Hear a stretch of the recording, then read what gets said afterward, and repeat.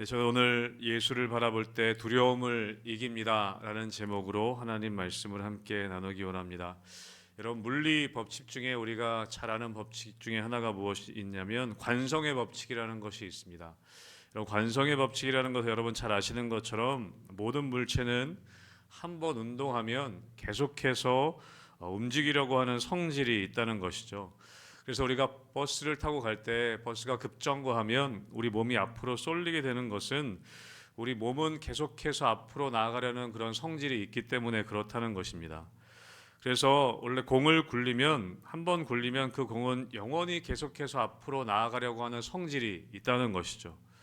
근데 현실적으로는 우리가 공을 굴려보면 영원히 계속 굴러가지 않고 중간에 가다가 멈추게 됩니다. 그 멈추게 되는 이유는 무엇이냐면 우리 지구에서는 공기의 어떤 저항이나 또 마찰력이나 그런 역작용하는 힘이 있기 때문에 공이 굴러가다가 멈추게 된다는 것이죠. 여러분, 제가 물리학을 잘 모르지만 영적으로도 마찬가지인 것 같습니다. 우리가 은혜를 받으면, 우리가 은혜를 깊이 경험하면 계속해서 그 은혜를 유지하고 앞으로 나아가는 것이 사실은 맞는 것인데 우리의 삶의 자리에서는 그렇지 못하다는 것이죠. 왜 그러냐면 그 은혜로 나아가려고 하는 그런 마음을, 그런 우리의 삶을 막아서는 외부의 힘이 크기 때문에 우리가 그 은혜를 받고 또 은혜로 나아가지만 얼마 못 가서 우리가 그 은혜의 자리가 멈춰지는 것을, 식어지는 것을 우리는 경험하게 된다는 것입니다. 여러분, 오늘 제자들의 모습이 그랬다는 것입니다. 여러분, 오늘 본문에 보면 이 마태복음 14장 앞부분에, 이 본문의 앞부분에 보면 어떤 내용이 있냐면 오병이어의 기저귀 사건이 기록되어져 있습니다. 오늘 제자들은 예수님과 함께 오병이어라는 놀라운, 오병이어의 기적이라고 하는 놀라운 사건을 경험하게 됩니다.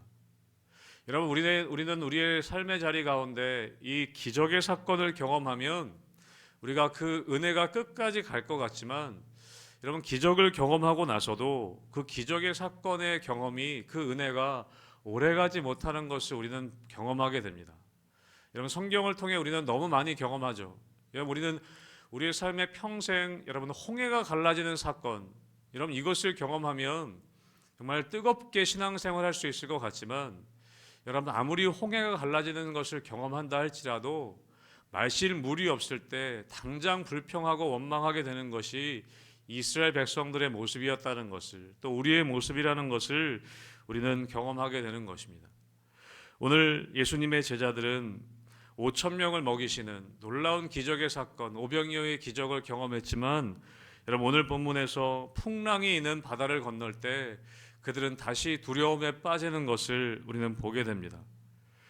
여러분, 예수님과 함께 있었고 또 예수님이 베푸시는 기적도 경험했고 말씀도 들었음에도 불구하고 여전히 제자들은 두려워하고 있는 모습을 우리는 보게 됩니다. 여러분, 바로 이것이 우리들의 모습이라는 것이죠. 여러분, 그런데 오늘 이 두려움에 빠지게 되는 상황을 살펴보면, 여러분, 제자들은 이 오병이어의 기적 사건 이후에 예수님의 말씀에 따라서 순종하여서 오늘 배를 타고 바다를 건너는 장면이 기록되어져 있습니다. 여러분, 자기들이 억지로 오늘 나간 것이 아니라, 예수님 말씀에 불순종해서 바다로 나간 것이 아니라, 요나처럼 니느웨로 가야 하는데 다시스로 가는 불순종 때문에 오늘 풍랑을 만난 것이 아니라, 오늘 본문에 보면 예수님께서 말씀하시는 그 말씀에 순종해서 오늘 배를 타고 바다로 나갔다는 것이죠. 여러분, 오늘 이 폭풍은, 이 풍랑은 제자들이 불순종했기 때문에 온 것이 아니라 말씀에 순종해서 나아가는데도 경험했던 폭풍과 풍랑이었다는 것입니다. 여러분, 우리는 우리 삶 가운데 신앙생활 하다 보면 때론 어려운 일, 고난이 닥칠 때 우리는 그런 질문을 할 수 있습니다. 내가 뭘 잘못해서 이런 일이 생기나? 내가 무언가 하나님 앞에 불순종하거나 잘못된 일을 했기 때문에 내가 이런 어려움을 당하나?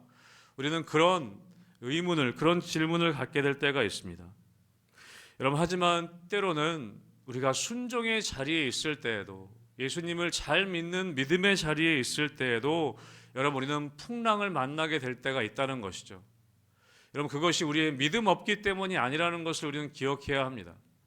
우리는 믿음의 자리에 있어도 풍랑은 만날 수 있다는 것입니다. 우리가 오히려 순종의 자리에 나아가도 더 큰 풍랑을 만날 수 있다는 것을 우리는 기억해야 한다는 것이죠. 여러분, 오늘 우리가 읽은 25절 그 시작은 어떻게 되어 있냐면 밤 사경에라고 되어 있습니다. 밤 사경에. 여러분, 이 밤 사경이라는 것은 가장 어두운 때입니다. 가장 하루 중에 어떻게 보면 가장 어두운 시간이죠. 여러분, 밤이 깊어질수록 우리의 두려움은 더 커져갑니다. 여러분, 오늘 제자들은 그 어두운 때의 풍랑을 만나게 된 것입니다. 엎친 데 덮친 격으로 어두움이 찾아왔는데 그 어두움 가운데 더 큰 풍랑을 만나게 되었던 것이죠. 여러분, 이렇게 불확실한 시간들이 길어질수록 여러분, 우리의 마음은 더욱더 두려워지게 됩니다. 여러분, 우리의 마음은 그 두려움이 우리의 마음을 장악하려고 하는 것이죠. 여러분, 놀라운 것은 무엇이냐면 그 밤 사경에 그리고 풍랑이 가득할 때 여러분, 예수님께서 그 바다 위로 걸어오셨다는 것입니다. 아무것도 보이지 않는 점점 더 깊어져만 가는 고난 가운데 여러분, 예수님이 그 고난 한가운데로 걸어오셨다는 것입니다. 그리고 뭐라고 말씀하시는가? 오늘 예수님께서 말씀하시죠. 27절에 이렇게 말씀하십니다. 안심하라, 나니 두려워하지 말아라. 안심하라, 나니 두려워하지 말아라. 여러분, 예수님이 이것을 언제 말씀하신 것이냐면 폭풍을 잠잠하게 하시기 이전에, 그 풍랑을 잠잠하게 하시기 이전에 바다 가운데로 걸어오셔서 말씀하셨습니다. 여러분, 상황이 먼저 바뀐 것이 아니라 예수님께서 먼저 말씀하셨다는 것이죠. 여러분, 예수님께서는 상황을 먼저 바꾸시지 않고 제자들의 마음을 붙잡고자 하셨습니다. 상황을 먼저 바꾸셔서 상황 때문에 그들이 편안해진 것이 아니라 상황은 그대로인데 예수님이 안심하라, 나니 두려워하지 말라.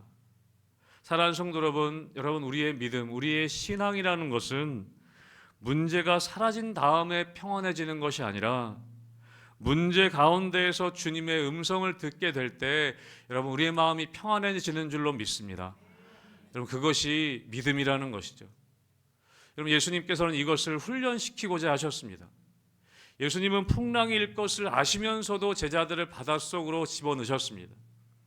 여러분, 예수님께서는 때로 우리 삶 가운데 이것을 훈련시키시기 위해서 우리를 두려움의 현장 가운데로 몰아넣으실 때가 있습니다. 그리고 상황을 바꾸시는 것이 아니라 예수님께서 나타나셔서 안심하라, 나니 두려워하지 말아라, 그렇게 말씀하신다는 것이죠. 여러분, 그 속에서 우리가 풍랑 가운데에도 주님의 음성을 들을 수 있다면 여러분, 그 가운데에도 우리는 평안함을 경험할 수 있게 될 수 있다는 것입니다. 저는 올 한해 여러분의 삶 가운데 여러분, 이런 풍랑이 일지라도 우리가 믿음의 자리에 있는데 여전히 하나님 말씀을 붙잡고 나아가려고 하는데 여러분, 또 다른 풍랑이 일지라도 여러분, 그 풍랑의 한가운데에서 이 주님의 음성을 듣게 되시기를 주님의 이름으로 축복합니다. 주님은 그것을 원하신다는 것이죠. 안심하라, 나니 두려워하지 말아라. 여러분, 그때 베드로가 놀라운 고백을 합니다. 여러분, 오늘 28절에 베드로가 이렇게 이야기하죠. 주여, 만일 주님이시거든 나를 명하사 물 위로 오라 하소서. 여러분, 베드로는 놀라운 믿음의 도전을 합니다. 놀라운 믿음의 고백을 합니다. 풍랑을 잠잠케 해주십소가 아니라 오늘 베드로는 뭐라고 얘기합니까? 주님이시거든 나를 명하사 물 위로 오라 하소서. 저는 여러분들에게 또 우리 교회 가운데 이런 도전이 있게 되기를 주님의 이름으로 축복합니다. 풍랑이 있지만, 문제가 있지만 물 위를 걸어갈 수 있는, 여러분, 그렇게 예수님께 요청할 수 있는 도전이 우리들 삶 가운데 있게 되길 원합니다. 여러분, 오늘 핵심은 이것이죠. 그런데 베드로가 다시 물 가운데로 빠졌다는 것입니다. 물 위로 걸은 놀라운 경험을 했는데 또다시 물 가운데로 빠졌습니다. 여러분, 오늘 30절 말씀에 이렇게 기록되어져 있습니다. 물 위로 걸어가던 베드로가 바람을 보고 무서워 빠져가는지라 라고 이야기하고 있다는 것이죠. 물 위를 담대하게 걸어갔던 베드로가 바람을 보고 물 속으로 빠져 들어갔습니다. 여러분 그 베드로는 물 속으로 빠진 이유는요, 믿음이 없기 때문이 아니었습니다. 믿음이 없기 때문이 아니라 예수님을 바라보던 그의 눈이 바람을 바라보았기 때문이라는 것이죠. 여러분, 그래서 오늘 그 베드로를 건져주시고 베드로에게 뭐라고 말씀하시냐면, 믿음이 작은 자여 왜 의심하였느냐 라고 말씀하십니다. 여러분께서 의심이라는 단어는 원래 뜻이 어떤 의미냐면, 두 가지 자세, 두 가지 입장, 다시 말하면 양쪽에 다리를 걸치고 있는, 어느 한쪽을 선택하지 못하고 양다리를 걸치고 있는 어정쩡한 상태, 그것이 의심이라고 말합니다. 여러분, 예수님이 베드로에게 말씀하시는 거죠. 왜 너 양다리를 걸치고 있냐? 여러분, 우리의 삶 가운데 그럴 때가 있습니다. 여러분, 우리가 교회 나오고 오늘 또 특별히 이 새벽 예배까지 나오셨다는 것은 분명히 예수님께 다리를 걸치고 있는 것은 맞습니다. 그런데 우리가 삶의 자리 가운데 살아갈 때 예수님께도 다리를 걸치고 있지만 또 다른 것에 다리를 걸치고 살아갈 때가 우리가 있다는 것이죠. 여러분, 그것이 의심이라는 것입니다. 양다리를 걸치는 삶. 여러분, 그럴 때 우리는 그 바닷속으로 빠져들어가는, 여러분, 두려움 가운데로 빠져들어가는 삶을 우리는 경험하게 된다는 것이죠. 여러분, 그래서 상황은 변하지 않습니다. 상황은 변하지 않을 때가 너무나 많습니다. 바람은 처음부터 불고 있고 풍랑은 처음부터 불고 있었습니다. 그런데 왜 처음엔 걸었는데 왜 점점 빠져들어가느냐?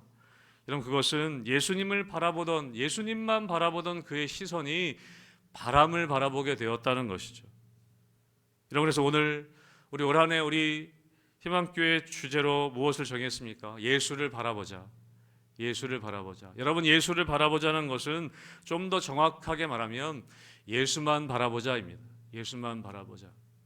우리가 다른 것들을 바라보게 될 때, 여러분, 우리가 이 바닷속으로 다시 빠져들 수밖에 없는 우리의 모습을 우리는 발견하게 된다는 것입니다. 여러분, 우리의 마음 가운데 두려움이 생기는 것은 무엇이냐면 상황이 커져서가 아니라는 것입니다. 상황은 늘 그대로입니다.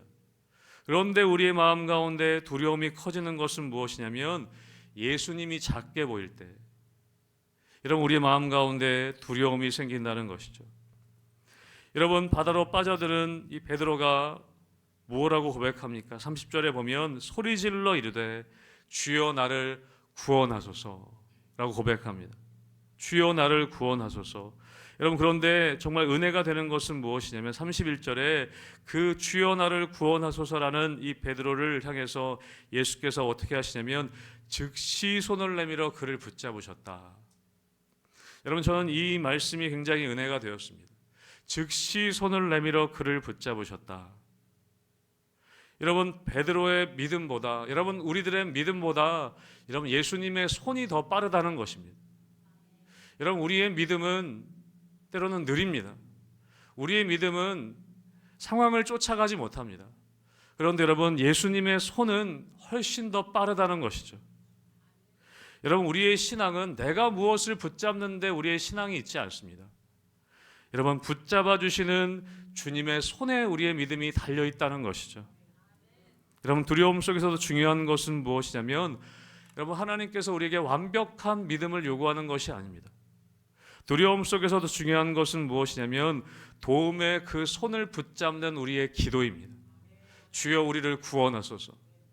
여러분, 우리의 믿음은 연약하기 때문에 바닷속으로 빠져들어갈 수 있습니다. 그러나 중요한 것은 여러분, 그 가운데에도 주님의 도움의 손을 붙잡는 기도입니다. 주여 나를 구원하소서. 여러분, 이 기도가 올 한 해 여러분 가운데 멈추지 않게 되시기를 주님의 이름으로 축복합니다. 우리는 바닷속으로 빠져들 수 있지만 주여 나를 구원하소서. 여러분, 그때 예수님은 즉시 손을 내밀어 우리를 건져주십니다. 주님은 늘 그것을 기다리고 계시죠. 즉시 손을 내밀어 우리를 붙잡아 주시는 주님의 손길을 붙잡는, 여러분, 그 기도가 우리 가운데 필요합니다. 여러분, 이것이 베드로의 대단한 점입니다. 여러분, 베드로는 다혈질이었고 여러분, 예수님을 배신하기도 했지만 여러분, 그가 대단한 것은 무엇이냐면 늘 도전하려고 했고 예수님을 믿고 예수님을 의지하여서 그가 때로는 다혈질인 것 때문에 어려움을 당하기도 했지만 즉시 주님을 바라봤다는 것입니다. 오늘 두려움 가운데에도 주님을 바라보고 나를 명하사 물 위로 오게 하소서 또 요청하고 또 빠져들지만 주여 나를 구원하소서 즉시 주님을 바라보고 주님 앞으로 나아왔다는 것이죠. 여러분, 그렇게 예수님께서는 손을 내밀어 그를 붙잡으시고 그를 다시 이끌어내셨습니다. 그리고 배에 함께 오르셨을 때 어떻게 됩니까? 바람이 그쳤다라고 되어 있습니다. 여러분, 바람이 그치고 나서 오늘 제자들이 마지막에 어떻게 고백합니까? 배에 있는 제자들이 예수께 절하며 이르되 진실로 하나님의 아들이로소이다 라고 고백합니다. 여러분, 폭풍이 지나간 이후에 이 제자들은 예수님을 이전보다 더 깊이 알게 되었습니다. 여러분, 베드로는 더 그랬을 것입니다. 여러분, 두려움의 시간은 우리의 믿음을 무너뜨리기 위한 시간이 아닙니다. 여러분, 예수님께서 우리를 바닷속으로 풍랑 속으로 몰아가시는 것은 우리의 믿음을 무너뜨리기 위한 것이 아니었습니다. 그 풍랑이 지나갔을 때 그 예수님이 어떤 분인지를 더 깊이 경험하게 하시기 위함이었던 것이죠. 여러분, 우리는 살아갈 때 올해 새해에도 여러분, 우리 앞에는 분명히 있을 것입니다. 분명히 풍랑이 있을 것입니다. 예기치 못한 상황들이 펼쳐질 것입니다. 우리가 은혜를 경험하고 세상 가운데 나아가도 또다시 풍랑이 있고 또다시 바람이 일 것을 우리는 예상해야 합니다.